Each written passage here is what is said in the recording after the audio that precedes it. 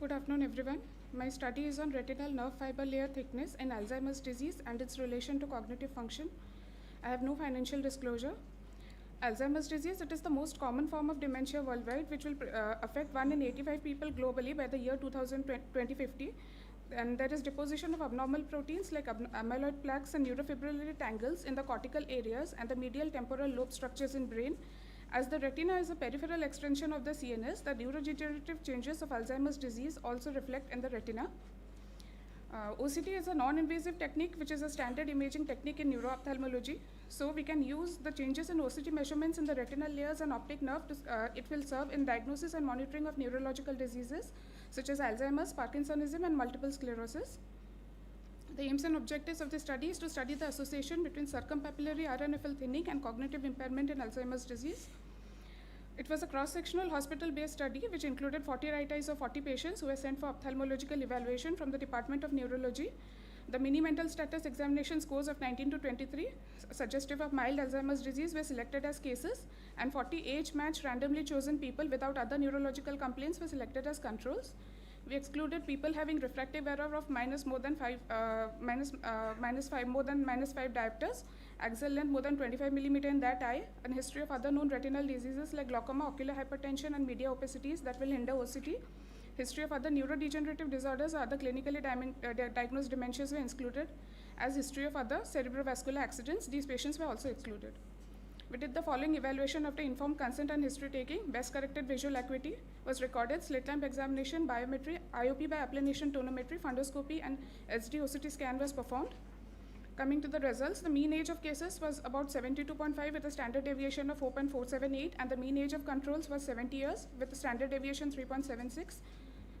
This is how we calculate the mini mental status examination, and between 18 to 23 is suggestive of mild cognitive impairment.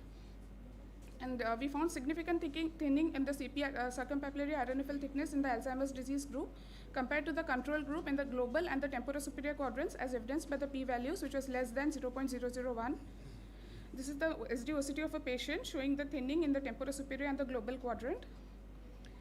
Coming to the correlation factor, we calculated the Spearman's correlation coefficient, and the mini mental status examination scores showed a positive correlation with the circumpapillary RNFL thickness globally. R value was 0.52, and in the temporosuperior quadrant, R value 0.34. Coming to the discussion part, circumpapillary RNFL thinning occurs in all quadrants in Alzheimer's disease according to a study, but in our study we found that it was reduced in the global and temporosuperior quadrants as compared to age-matched controls, and there was thinning in the global and the temporosuperior quadrants as evidenced by other studies. Some studies like Seri et al. And Otkem et al., they found that MMSE scores do not have significant association with macular volume, but not with the circumpapillary RNFL thickness. But we found association between the MMSE score and the circumpapillary RNFL thinning. And retinal thickness was associated with the MMSE scores of Alzheimer's disease patients according to Kim and Kang et al., and our study also agrees with them.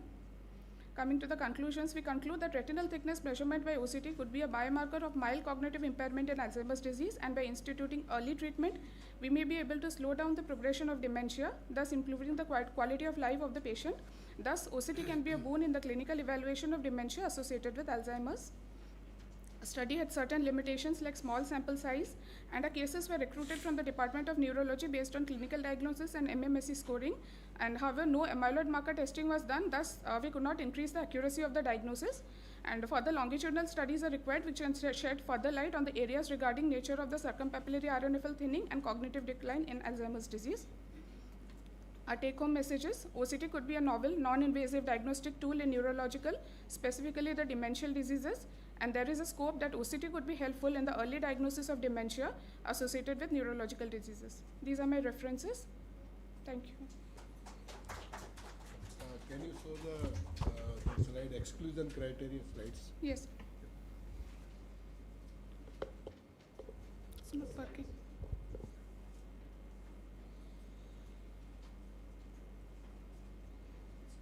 It's not working.